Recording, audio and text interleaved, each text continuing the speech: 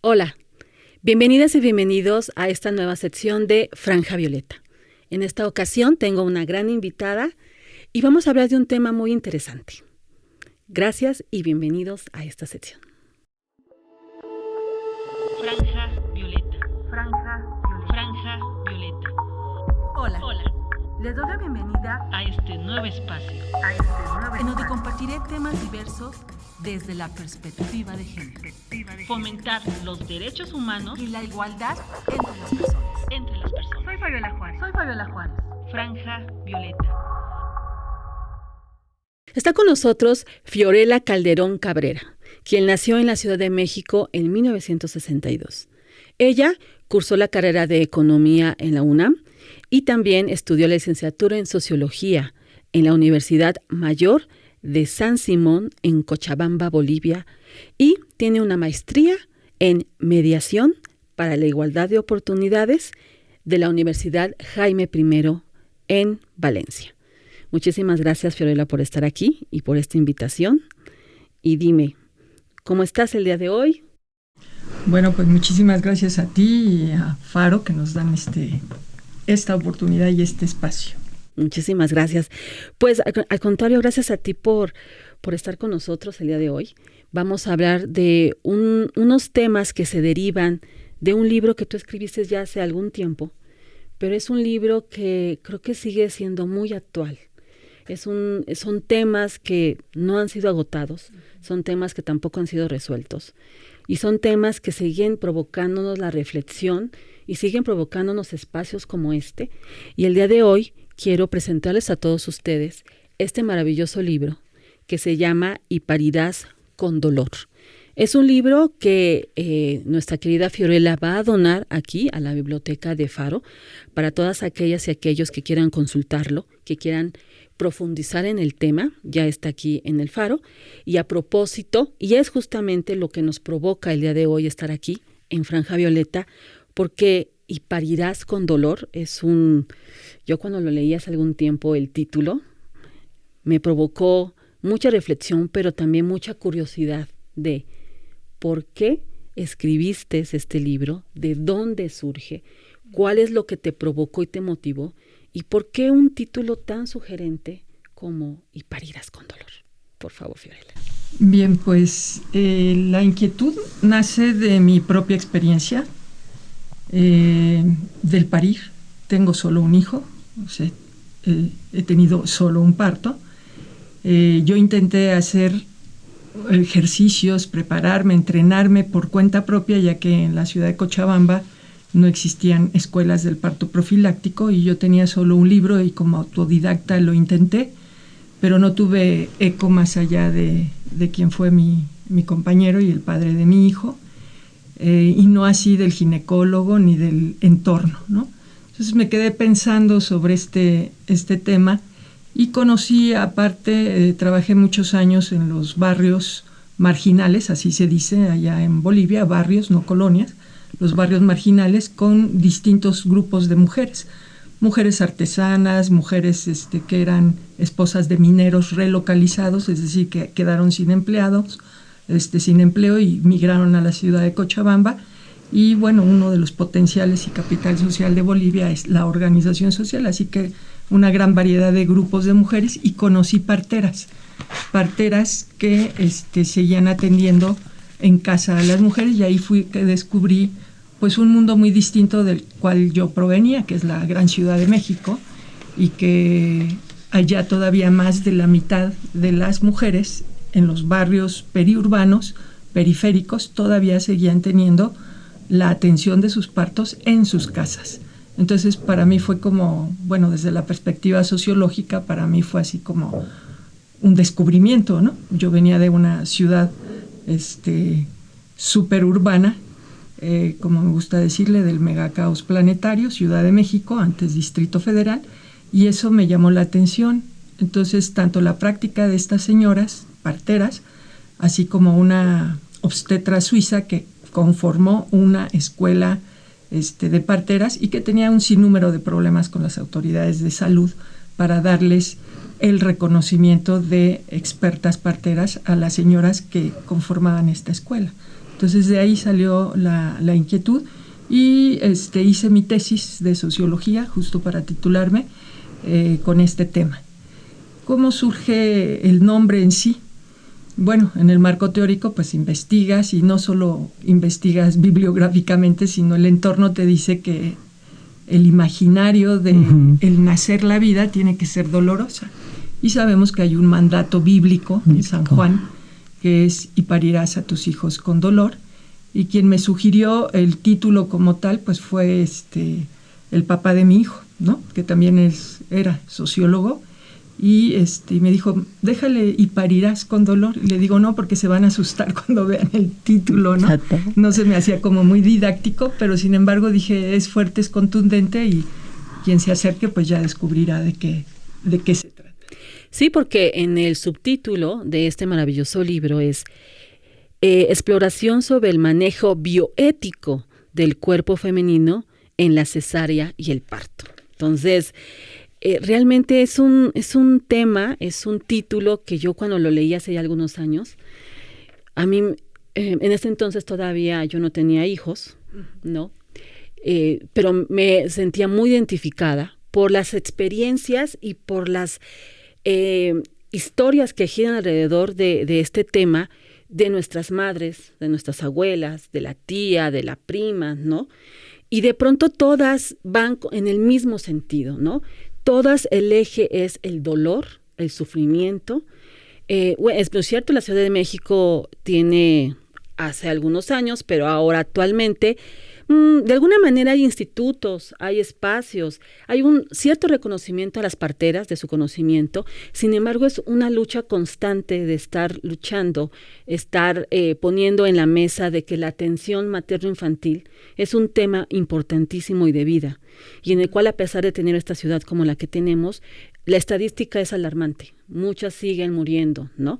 Y eso es en la ciudad. Imaginémonos en los estados, en las comunidades más alejadas, donde llegar a un centro de salud es 2-3 días de camino. Entonces, seguimos aún en la luz del siglo XXI, casi un cuarto de siglo ya, aún las mujeres siguen pariendo de una forma muy sola, que también es un asunto de soledad, a pesar de que te acompañan las mujeres de tu vida. Pero esas grandes mujeres sanadoras están muriendo, y los legados a dónde se están yendo, ¿no? Entonces es un tema que es muy actual, es un tema muy importante, pero que también uno de los ejes que yo he visto que atraviesa también este libro es el asunto de las violencias obstétricas, que es un concepto relativamente nuevo, pero que ahí se conjuga todo esto. Entonces, desde tu visión de el antes, cuando comenzaste a hacer este libro, y en la actualidad, ¿has visto algún avance al respecto con el tema de la violencia obstétrica? ¿Falta mucho más por teorizar y obviamente la práctica? ¿O si has visto un adelanto? Y también otra cosa, tienes una maravillosa comparación porque viviste muchísimos años en Bolivia, que también es otra cosa. Y eso también ayuda muchísimo, ¿no? A comprender dónde estamos paradas con respecto a la atención de las mujeres ahorita, de una ciudad como esta, México, pero también las bolivianas, para que las personas, las mujeres que nos están escuchando, conozcan también otras realidades, ¿no? Entonces, por favor, nos gustaría muchísimo que nos compartieras esas experiencias. Pues bien, no he seguido con permanente profundidad el tema de los partos atendidos por, aquí en México se dice comadronas o parteras. No conozco realmente la amplitud o profundidad de este tema en México. Sé que, por ejemplo, en estados como Chiapas, Oaxaca, estos lugares que tú mencionas, alejados en el mundo rural, donde no hay atención biomédica, hay todavía una práctica de las comadronas, en el buen sentido de la palabra, comadronas, parteras, que ayudan a nacer la vida, que son súper expertas, mujeres que tienen arriba de 2,000, de 3,000 partos atendidos, y que son las madrinas y las tías de medio pueblo o de media comunidad. Entonces, sí hay estados donde aún se practica este tipo de parto, y en lo que hace referencia a la soledad es relativo, es decir, es el contexto. En las entrevistas que yo hice encontré mujeres que varias de ellas se atendieron solas el parto, porque aprendieron a atenderse solas el parto. Uh-huh. Y desde mi lectura urbana, citadina, universitaria, a mí me daba la impresión de que eso había sido terrible, cuando para ellas era una práctica aprendida de sus madres, de sus abuelas, del entorno familiar. Entonces, cuando yo termino, digamos, de hacer la tesis, pues una de las conclusiones es también la parte de la autonomía de las mujeres sobre un acto fisiológico, claro, que ha sido enajenado históricamente por la biomedicina, por lo que va a ser la rama de la gineco-obstetricia. Y las mujeres, cuando pasamos a entrar a estas filas de la atención de un parto desde el marco gineco-obstétrico, no estamos en función de nosotras mismas, sino que es el único acto fisiológico de las mujeres que es atendido por otros. Y la inmensa mayoría son hombres. En principio, sí. Ahora, históricamente sé que el campo de la ginecobstetricia está más o menos en estos ya se está balanceando paritario, en que los hombres migran hacia otras áreas de la medicina, como puede ser la neurocirugía, otros ámbitos donde la tecnología es así como lanza, ¿no? Y cierto prestigio a colación, ¿no? También, claro, sí. O sea, de toda esta trayectoria del género no es solo cantidades, sino la importancia y todo el palo de poder que lleva la medicina. Claro. Yo sin querer, pero fue la voz de las mujeres, más de 30 mujeres de todo tipo y condición social, mujeres migrantes del campo, mujeres migrantes de las minas a la ciudad de Cochabamba, que es la segunda ciudad en importancia en Bolivia, o tercera tal vez, La Paz, Santa Cruz y Cochabamba. Estas mujeres tenían distinto nivel educativo, desde mujeres que solo terminaron primaria, mujeres que no hicieron ni el básico, la primaria, mujeres que eran de bachillerato, o que algunas de ellas llegaron a ser una profesión o universitarias. Entonces es un amplio abanico. No podía yo avanzar por las estadísticas simplemente porque no existían en el campo de la atención privada. Es decir, intenté de algunas clínicas obtener información, obviamente no tuve éxito, solo inferencias indirectas, y de lo que eran las estadísticas del sector salud, allá sí quedó muy marcado, y me parece que también en México también existe esto, que como mandato de la Organización Mundial de Salud, en los sectores públicos tienes más probabilidades de tener un parto, digamos, natural, porque está impuesta una cifra tope de no sobrepasar cesáreas. Okay. Y puede ser entre un 9 a un 10, 12%, según sea el país en Latinoamérica, y no pasar eso.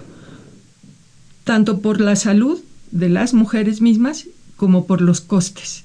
Pero si te vas al ámbito privado, es totalmente diferente. Que se llama la cesárea fenicia, sí. La cesárea que aun cuando no sea necesaria se le aplica a la mujer con cualquier mentirijilla o cualquier pretexto, esa cesárea fenicia es la que sí se cobra, la que tiene un valor agregado en términos de anestesia, de quirófano, de instrumental, de enfermeras, de neonatólogo, de anestesiólogo, etcétera, etcétera, valor agregado, donde la dinámica del capital es la que rige sobre los cuerpos de las mujeres. Y de ahí que hay mujeres que tenían la sensación de mi parto me fue robado, ¿sí? Porque me aplicaron una cesárea que jamás me dijeron que me la iban a hacer y a último momento me la aplicaron. O fui a la última consulta y ya ni siquiera me dejaron salir de la clínica. Exactamente. Y me dijeron que era súper urgente que me la hiciera. Entonces hay un sinnúmero de vertientes de la voz de las mujeres mismas que nos llevaron a la denuncia, no porque yo buscara en mis cuestionarios, en mis preguntas, que denunciaran, sino que todas testimoniaron, casi sin excepción, porque también hubo excepciones, que había maltrato, no decían ella obstétrico, sino maltrato emocional por parte de los médicos ginecólogos y en ocasiones de las ginecólogas, es decir, presión emocional para parir de tal o cual manera, sea esta cesárea o sea un parto donde te colocan oxitocina sin ni siquiera preguntarte. ¿Por qué? Porque la institución está sobre el cuerpo de la mujer, el tiempo está sobre el cuerpo de la mujer. Lo más temido era entrar a ciertas horas al hospital público, al hospital público, cuando había cambio de turno. Claro. Porque entonces decía una enfermera, en vez de ser un parto, va a ser un parto cesárea cuando te toque el cambio de turno. Te van a hacer trabajar 10, 12 horas tu parto y luego va a venir en la mañana o al cambio de turno el médico que te va a aplicar una cesárea. Y lo que menos importa aquí es tu opinión. Claro. No tienes voz ni voto. Por eso dentro del texto nos hablas de la palabra que me gusta muchísimo, que es paciente. Paciente. Es decir, somos pasivas, somos calladas, estamos a merced, porque cuando uno ya está en ese momento de la vida, es una sensación muy contradictoria, pero también estás a merced de los demás. Y tu cuerpo literalmente deja de ser tu cuerpo para ser parte de ese cuerpo que, bueno, de por sí los cuerpos de las mujeres siempre han sido cuerpos para los otros. Pero ahí en ese momento que tú estás pariendo, realmente te das cuenta que estás a merced. Y entonces te vuelves muy pasiva, porque también tu cuerpo en esos momentos se está preparando para algo, ¿no? Y ese término de pasiva, de paciente, que tú hace algunos años me platicaste, si yo etimológicamente hablando no había cachado la onda, y sí es cierto, ¿no? Somos pacientes. Y de hecho hay todo, siempre te ponen unas reglas, ¿no? Las reglas del paciente y las reglas del doctor o la doctora, ¿no? Y si tú analizas, te das cuenta que es casi no se queje, no diga, no haga, o sea, el no. Entonces, ya desde ahí, desde esa misma concepción de ser la paciente, se deriva todo lo demás, ¿no? Y finalmente terminamos hay violencias obstétricas mucho mayores, hay unas de baja intensidad, pero hay unas que son verdaderamente escandalosas y aún así no son ni siquiera perseguidas, ¿no? Siempre la institución en primera instancia es la que siempre tiene las de ganar, con todos los pretextos habidos y por haber, y las mujeres y sus hijas e hijos, pues no. Y por eso creo que es uno de los temas que todas las mujeres, de alguna u otra manera, la hemos vivido vicariamente o en la primera fila, pero que siempre las historias están allí. Yo en particular, este libro, cuando yo tuve a mi hija, este libro, hay una parte que nos hablas de que estamos pariendo como si fuéramos sapos diseccionados, ¿no? Una forma tan antinatural. Y yo en ese momento estaba analizando y decía, Fiorella, tienes toda la razón, mírame cómo estás. No, o sea, realmente a mí este libro me puso a analizar, pero también me abrió mucho los ojos, ¿no? Porque dije, no debo de pasar por alto ningún tipo de violencia. Afortunadamente, en mi caso, creo que soy de las afortunadas, tuve una atención adecuada y siempre estuve muy al pendiente de que no hubiera ningún tipo de violencia y afortunadamente puedo decir que no pasó, pero fue gracias a este libro, precisamente porque este libro es lo que hace es, te pone todos los elementos para que uno reflexione y para que estés como atenta y atento, ¿no?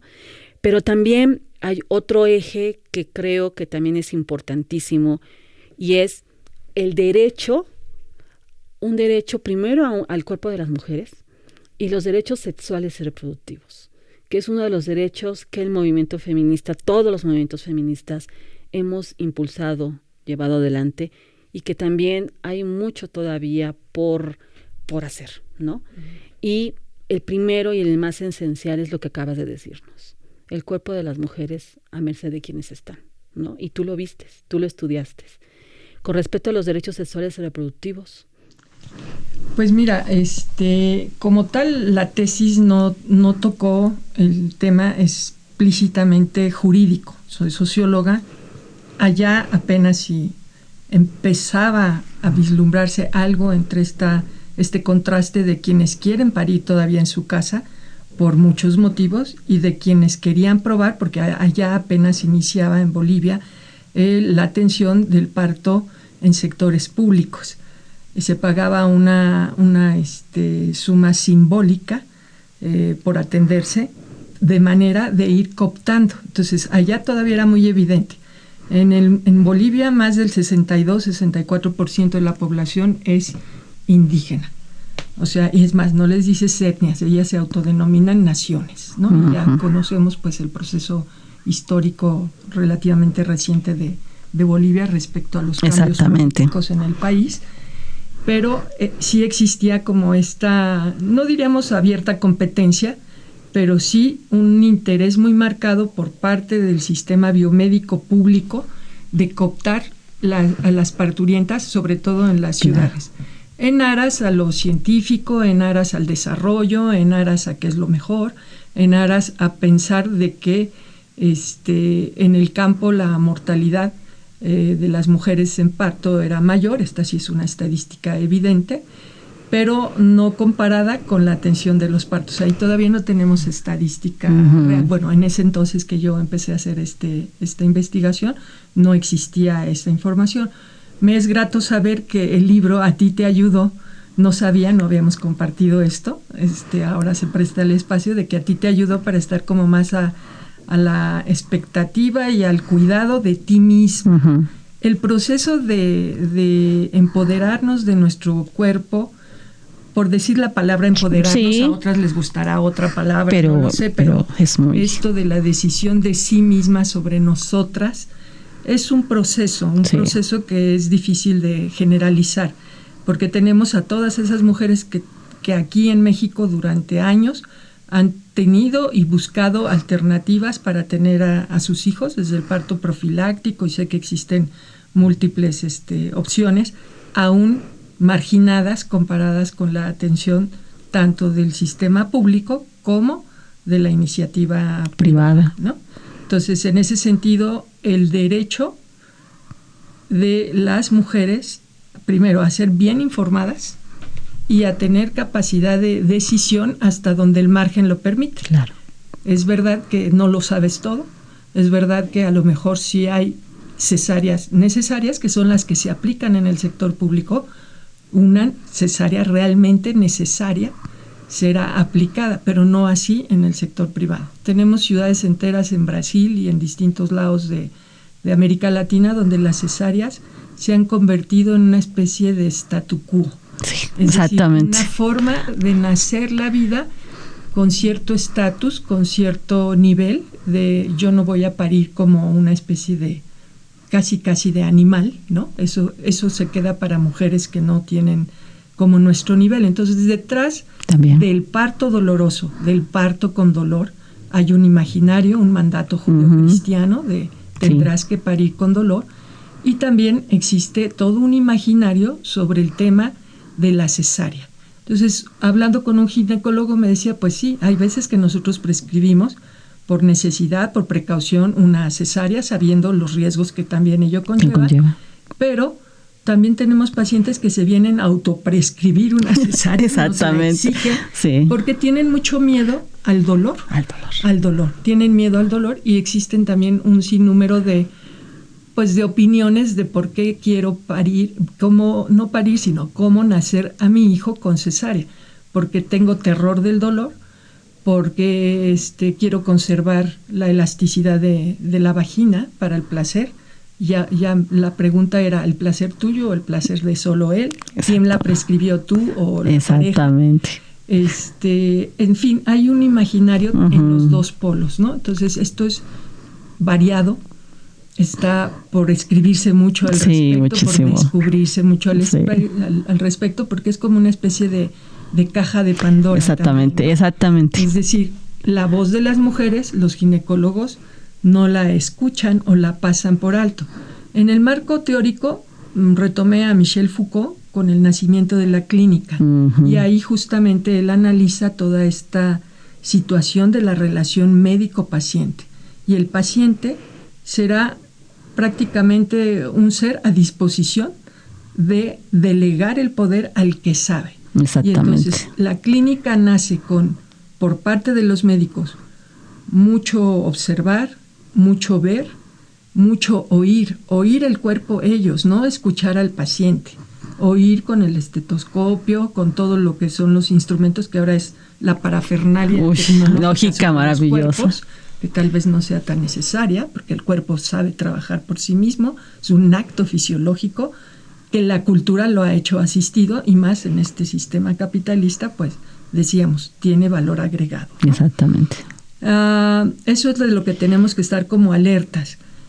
Me parece que apenas vamos abriendo brecha en estos términos de los derechos respecto a una respuesta de toda esta historia acumulada de maltrato, del maltrato obstétrico, sí, sea emocional o físico, sobre los cuerpos de las mujeres.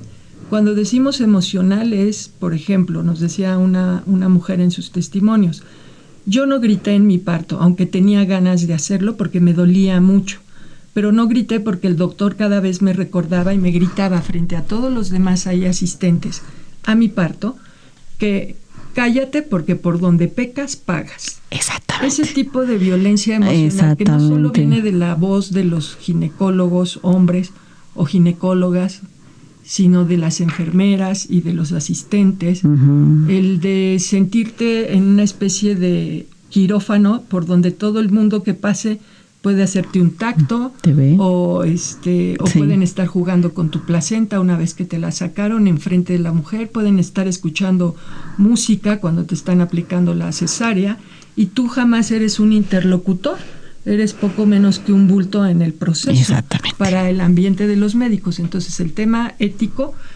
puede que haya reglamentos. En Bolivia el reglamento decía que desde la consulta obstétrica mensual de seguimiento prenatal debería de estar siempre presente una tercera persona, que podía ser una enfermera o un personal de la misma clínica u hospital, cosa que no siempre se cumplía. Entonces se habla también de abuso sexual en este tipo de consultas, sobre todo los testimonios de las mujeres más jóvenes, existía este temor del abuso sexual, y es de mejor yo no voy a la consulta hasta que me toque el parto para evitar que el doctor vaya a abusar de mí, o que ya sintió en la primera consulta cierta prepotencia por parte del médico y prefiere alejarse y esperarse. Eso es riesgo para la mujer también, pero no tiene otros caminos. Sin embargo, algunas buscaban sus propios alternativas, como por ejemplo, con cualquier pretexto cambiarse a la atención de una ginecóloga y no de un ginecólogo. Y otras decían, pues igual me fue en feria con las ginecólogas porque son bien abruptas y son violentas igual que los hombres y demás. Entonces, el género es la formación de los médicos y de las médicas, de las ginecólogas y de los ginecólogos, es toda una escuela, es toda una jerarquía. Tú lo decías bien, o sea, la estructura del sistema de salud es una jerarquía, y podríamos arriesgarnos a decir que en algunos casos es tal una pirámide que el paciente está a veces hasta por debajo del personal de limpieza. Exactamente. En la clínica, claro, en las clínicas particulares te tratarán mejor porque mediante va un costo. En los sectores públicos es otro tipo de maltrato. Entonces estamos apenas, yo diría, en los albores. Sé que hay abogadas que ya están abriendo brecha y camino en este sentido, pero estamos en proceso de hasta cuestionarnos los imaginarios, porque quienes han parido con el parto profiláctico pues han deconstruido el andamiaje del dolor y del pavor al parto. Algunas lo han logrado y otras no. Otras se les olvidó todo el entrenamiento y demás, porque cada cuerpo es distinto. Y también tenemos derecho a querer parir naturalmente, como las que deciden y buscan también querer parir con cesárea, no obstante los riesgos, pero que sea una decisión autónoma, libre, consciente. Exactamente. Justamente aquí tengo el semáforo de la violencia obstétrica. Nada más voy a mencionar algunos. ¿Por qué? Porque muchas veces cuando estás ahí, justamente no te das ni siquiera cuenta de lo que están haciendo.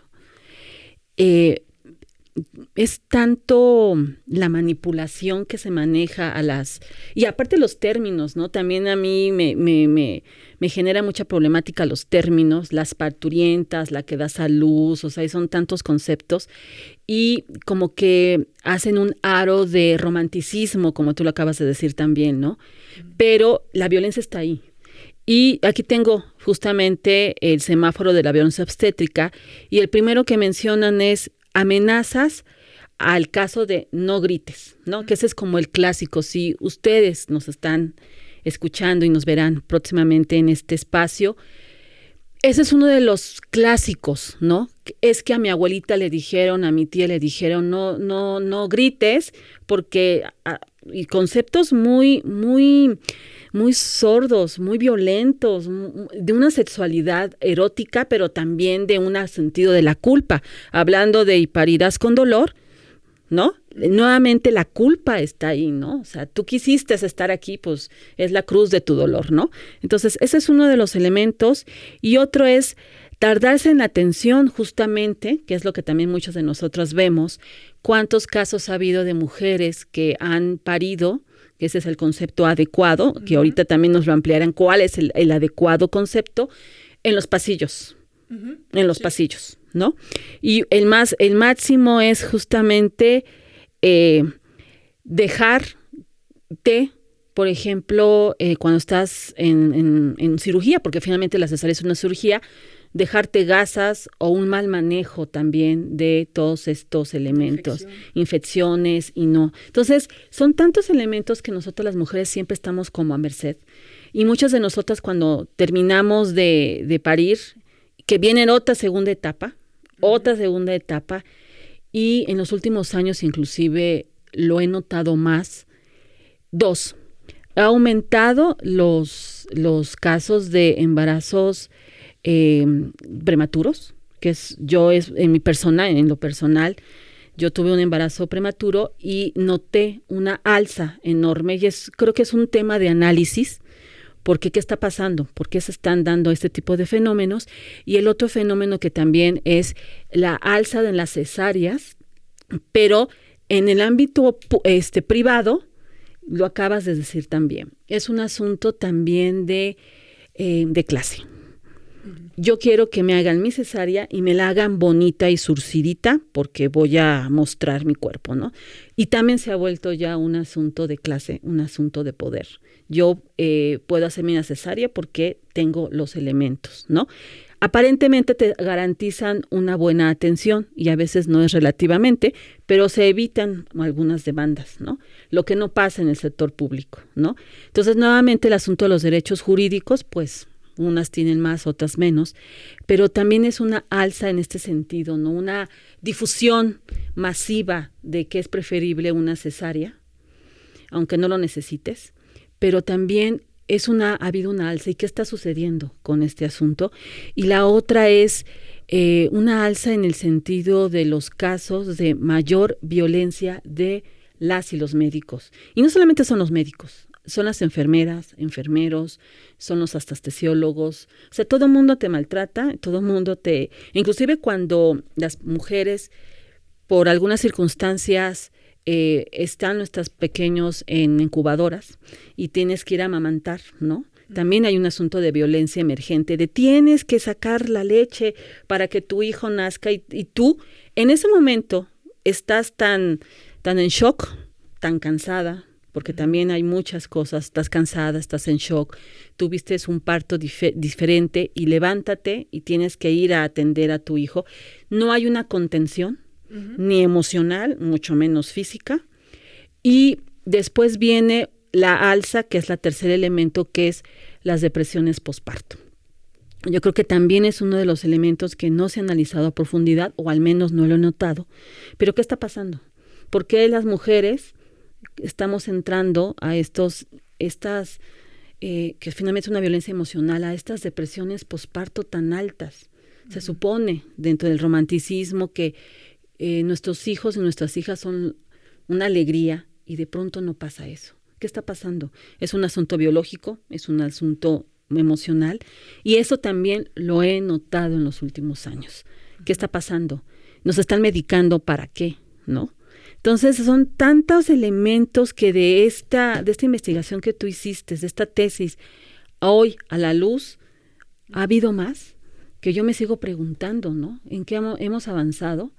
Pero también las jóvenes que ya están en este proceso también tienen sus historias, y muchas de estas historias son muy semejantes, pero también hay elementos distintos, depresiones, alzas de más violencia, una inhumanidad, ¿no? De decir, una más que llegó, porque somos un número, una más que llegó. Entonces realmente es como muy complejo, pero también es un tema que se tiene que seguir observando y alzando la voz. Y sobre todo compartiendo, porque hay muchas historias calladas, muchas historias que no se comparten, ¿no?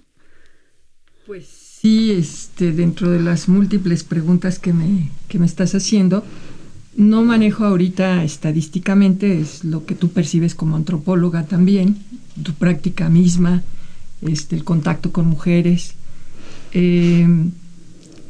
Los partos prematuros, desconozco cuánto sea la estadística aquí en México. Y siempre insisto, el tema del parto y las cesáreas es como una caja de Pandora. Es según contexto, según situación, según nivel socioeconómico, si perteneces o no al mundo indígena, en el aspecto cultural, en el aspecto de los mandatos que debes de tratar de obedecer o no en Exactamente. este campo. Porque, digamos, por ejemplo, la cesárea ya está dicho, y eso sí se puede comprobar en muchos sentidos, de que se te va a aplicar en el ámbito privado, se te va a aplicar una cesárea para el mayor costo y el cobro. Hay mujeres que piden cesárea, en el caso de Bolivia, y no lo podemos generalizar, fueron unos testimonios que decían, si yo tengo 1, 2 o máximo 3 cesáreas, ya no voy a tener más hijos. Y entonces la cesárea era utilizada como medio de un tope a la cantidad de hijos, porque entonces mi marido ya va a tener más cuidado y ya me voy a poder cuidar yo, o que me liguen las trompas. Exactamente. O sea, con toda plena conciencia las mujeres se hacían cesárea para limitar el número de hijos. Estoy hablando que en el tiempo en que yo hice la cesárea, el promedio de hijos todavía era de 5.4 hijos por mujer. En México estamos desde hace tiempo con 2.1 más o menos, ¿no? Más o menos. 2.1. No así el tema creo que aquí también tiene que ver mucho que en México se ha incrementado el tema del embarazo adolescente. Exactamente, es otro fenómeno. De niñas de 13 años a 19 tenemos al año más de 400,000 nacimientos de bebés, seguramente la mayoría no deseados, en circunstancias, algunos de extrema violencia, ¿no? Embarazos, violaciones, etcétera, pero también jóvenes adolescentes que no supieron prever, y que generalmente es la madre, la mujer, la que se va a quedar con el cargo, la responsabilidad y la culpa, porque seguimos en este mundo maniqueo que son sectores sociales generalmente empobrecidos, en donde las mujeres tienen más probabilidades de quedarse con embarazos adolescentes. Sí. México, si no estoy mal, es el primer país del mundo con embarazos adolescentes, y ha repuntado, en vez de bajar, ha repuntado. Sí. Entonces, por ahí también podríamos indagar y rastrear y qué tanta más violencia reciben siempre estas mujeres del sector y de los médicos y del ambiente, cuando previo hay una lectura ideológica inconsciente, sin duda inconsciente, por parte del personal obstétrico, enfermería, ginecólogos y demás, sobre una adolescente, una mujer joven, que no tiene un hombre al lado, un marido o una familia que le esté apoyando. En este México, Ciudad de México tan impersonal, en la que sobrevivimos. El tema es diferente, hay más agenitud y más soledad en estos caminos, de hacer fila para parir, como te toque parir, ¿no? Que en unos mundos más pequeños, que podrían ser los ámbitos de ciudades más pequeñas, o las provincias aquí en México, ¿no? Entonces sí, para algunas mujeres es estatus, pero para otras es un tremendo dolor al miedo y tratan de evitarlo de esa manera. Culturalmente en Bolivia las mujeres del mundo más, digamos, del ámbito más popular, decían es que aquellas que paren a sus hijos con cesárea, o que tienen, más bien no parir, sino que tienen a sus hijos con cesárea, son miedosas y van a ser malas madres, porque no les dolió al haber parido, no les dolió tener al hijo, entonces se presupone que van a ser malas madres y se les dice que son mujeres mariconas. Allá a las mujeres que son cobardes o poco valientes se les achaca el adjetivo de mariconas. Entonces, las que tienen a sus hijos con cesárea son mariconas. Y generalizan, ¿no? Entonces hay una violencia también entre mujeres. También hay una especie de competencia. También yo no grito en el parto porque prefiero que el doctor me ponga palomita, ¿verdad? A estar gritando ahí como becerro o como un animal. Entonces hay también toda una serie de comportamientos. Por eso siempre digo, es una caja de Pandora. Dime cómo te fue, que yo te diré exactamente qué tan preparada o impreparada estabas, ¿no? Sí, exactamente. Cuando he tenido oportunidad de intercambiar con jóvenes como tú, en el caso de cuando leíste el libro, que todavía no habías tenido hijos y hasta donde recuerdo me decías que no ibas a tener. Entonces, ese es otro tema. A mí me ha pasado que las jóvenes, algunas se asustan con el tema, sí, ¿no? Y dicen, no, con esto ya prefiero no tener. Otras me han dicho, como tú, esto me ha puesto en alerta, sí, de tal manera que cuando decidí embarazarme, estaba yo con cierta alerta. Hombres que han leído el libro también me han dicho, oye, no imaginábamos que dejábamos a nuestra mujer en la puerta del ginecólogo, del hospital y todo lo que podrían estar pasando. Exactamente. ¿Por qué? Porque todavía cubre, no un muro, muchos muros de silencio cubren este tema. Este tema que es tabú, es tabú porque cuando eres la madre que se inmola para tener a los hijos y que los pariste con tanto dolor, sea con cesárea o sin cesárea, hay una especie como de reducto, diría yo, de inmolación y de autoinmolación. Santidad.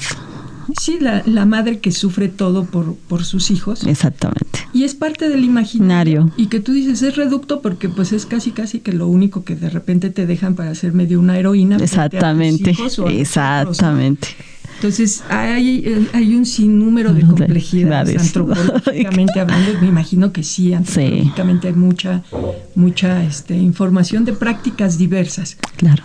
Había una señora en Cochabamba, en las provincias de Cochabamba, pueblos de Cochabamba, que decía, a ver, todos se me salen, se me van para afuera todos porque el niño y yo vamos a trabajar. Uh-huh. Porque el niño se inhibe si hay mucha gente alrededor mirando qué van a hacer. Sí. Entonces, el niño, para algunas mujeres que aunque no hayan cursado primarias ni universidades, son tan autónomas, tan maravillosamente autónomas, que consideran al fetito o al bebé ya un sujeto en acción.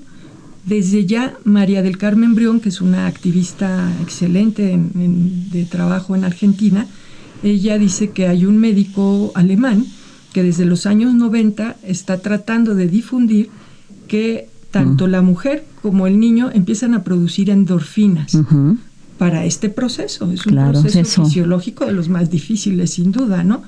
Entonces, las endorfinas que produce el bebé para salir por el canal del parto y la madre para todo el ensanchamiento de sus huesos, de sus músculos, etcétera, etcétera, también produce endorfinas unos días previos al parto, y el bebé desde el 6º, 7º mes se sabe que está acumulando endorfinas para trabajar. De ahí que se dice que un niño nacido por parto natural ya empezó el trabajo de la vida, como debe de ser.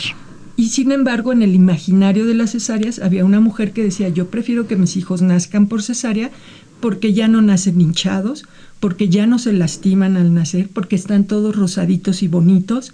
Entonces, lo estético, el bienestar del niño por sobre el sacrificio de la madre y los riesgos de ambos en una cesárea no son tomados en cuenta. No podemos generalizar, no me atrevo a generalizar. Seguro que las tendencias de vivir en una urbe de estas dimensiones. Recuerdo ahorita a una de mis primas cuando conoció este trabajo, me decía, yo tuve a mis hijos en el Seguro Social.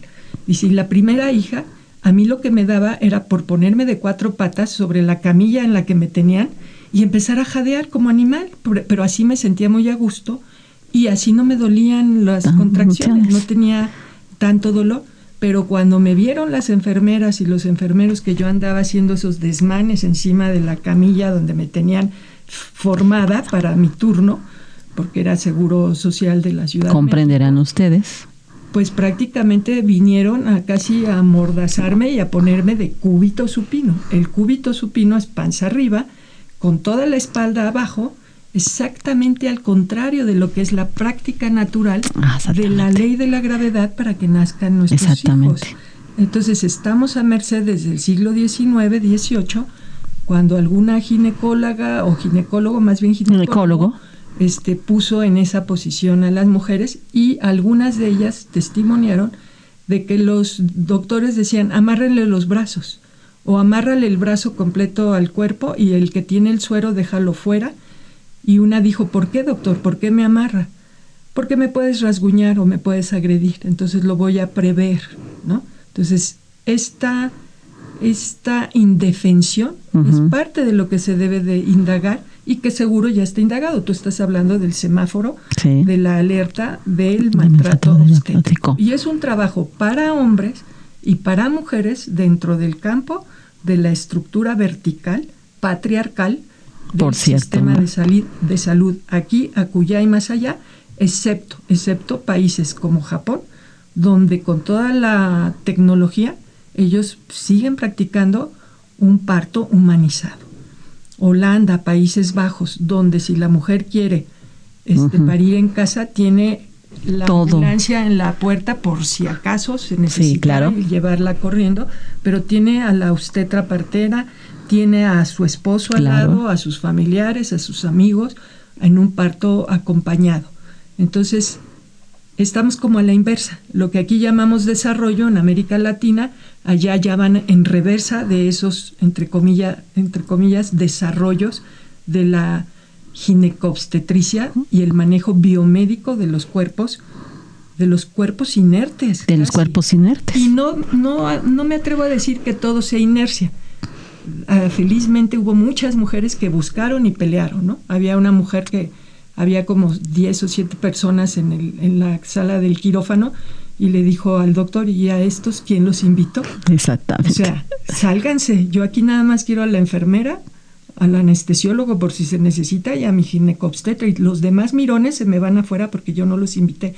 Una mujer que aún en trabajo de parto tuvo ese brío, esa energía de decir, señores, esto no es un espectáculo. Entonces, dejar de ser un espectáculo en las salas de quirófano, dejar de ser tocadas por practicantes, esto ya, digo, que pase a la historia, ¿no? O sea, esperemos. Parte de los derechos que todas tenemos. Exactamente, y debemos buscar. Por ellos, ¿no? Exactamente, por eso mi necesidad imperiosa de que este libro lo conozcan, lo lean, porque a mí en lo particular me fue muy, muy útil, porque justamente fue para mí mi antídoto para evitarme todo mi semáforo de violencia obstétrica. Pero también algo que dijiste, algunos hombres no saben que son cosas de mujeres, como ellos llaman. Las cosas de mujeres, tú sabrás, ¿no? Y no se dan cuenta realmente de lo que uno pasó hasta que uno les platica todo el proceso y se asustan. Algunos valientes, parece ser, sí pueden entrar al parto y también es un asunto de élite, también es un asunto de que tengas los elementos y también te atiendan, ¿no? Porque ha habido, tal vez es chiste o anécdota, pero ha habido hombres que se han desmayado realmente, me han contado, y los asisten. Pero creo que también, otra cosa que acabas de tocar son partos humanizados. Creo que es el nuevo concepto y el nuevo término que ahora tenemos que comenzar a buscar. En México sé que ya comienzan muchas mujeres a buscar esa otra alternativa, porque, tenemos el sector público, pero después de una pandemia como la que acabamos de vivir, el sector público está cansado, ya no hay elementos y todavía tienes que seguir atendiendo. Y las mujeres siguen teniendo hijos e hijas. Y en este evento que acabamos de pasar de pandemia, si antes era más difícil, creo que fue verdaderamente más difícil aún, ¿no? Y cuántas violencias y cuántas cosas no han cambiado, pero también se dan cuenta que ya no es factible seguir con esta misma dinámica. Es el momento de comenzar a buscar otras alternativas, buscar otros espacios entre mujeres, estas parteras, unos partos más acompañados, más de amor y más de en tu momento, porque también otra de las cosas es parimos cuando está marcado. Tú no vas a llegar a las 37, 36 semanas, tú vas a llegar antes por esto y por esto. Casi nos dicen el día en que van a ser nuestras criaturas. O sea, no hay paso al paso, sino es una emergencia por dinero, porque apúrate, porque ya viene otra y viene la que sigue, ¿no? No hay momentos para que nosotras tengamos un respiro y decir, hazlo a tu manera, como tú consideras, como te sientas. Ya no. Y creo que es algo que tenemos que comenzar a buscar. Y bueno, a todas aquellas que quieren y están en eso, creo que es el momento también de tomar esa conciencia y buscar estos espacios, porque nos han arrebatado también el derecho a parir como nosotras queramos. Y está consensado, así se hace, así se debe de hacer, y el deber ser de quién, ¿no? Y dónde está mi deber. Y después también la atención posparto también es algo que un acompañamiento, porque a veces también te quedas sola, ¿no? Dices, y ahora ya me entregaron a mi bebé, y ahora qué hago, ¿no? O sea, realmente, ¿qué hago? Y a veces el acompañamiento no está como tal, ¿no? Esa es la otra dinámica, ¿no? Sola o con lo que te dice tu madre, tu suegra, tu abuela, ¿no? Y que también esos otros saberes que tampoco se ha reconocido, ¿no? Pero muchos de nuestros hijos han salido también con estos remedios naturales, ¿no? Con esta sabiencia de las mujeres, de las abuelas, pero nos han arrebatado también ese conocimiento, ¿no? En fin, por donde quiera que le veamos, ha sido un arrebatar. Pero creo que ahora exhorto a las nuevas generaciones, no solamente a que lean este libro, sino también que estén muy atentas y al pendiente de sus procesos, que lo hagan a su manera, en su momento. Y sí, en efecto, desafortunadamente, México es el país número 1 en embarazos adolescentes. Es un tema muy triste, pero detrás hay todo un asunto de violencia. Entonces, pues es un tema que seguiremos alzando la voz. Es justamente Franja Violeta, es lo que quiere y pretende, que sea un espacio en el cual estos temas se lleven a cabo, se conozcan, que se alce la voz, pero que no solamente queden ahí, sino que hagan una reflexión. Y creo que este es un maravilloso pretexto para este mes, el mes de mayo, que es el mes de las madres. Creo que es un momento oportuno para reflexionar y sobre todo, si pueden, léanlo y vean otras fuentes. Y de mi parte, pues agradecerte, Fiorella, muchísimamente por el espacio, por tu tiempo, por tu conocimiento. Y bueno, pues gracias por este regalo, es un regalo realmente. Y pues sí, yo puedo decir de viva voz que este libro sí me fue muy útil en mis momentos. Y bueno, pues Fiorella, te lo agradezco muchísimo. Nos conocemos desde ya bastantes años. Sí. Dicen por ahí, feministas somos y en el camino nos encontramos. Y pues para mí me da una gran alegría tener a Fiorella en este espacio de Franja Violeta y bueno, agradecerte como siempre. Pues gracias a ti y pues es solo una pincelada de lo que podríamos haber abordado todavía sobre este vasto tema. Hay miles y miles de mujeres que han intentado ser protagonistas de su propio parto. A veces la institución no les ayuda, pero no fue en vano, ni ha sido en vano, ni será en vano, ¿no?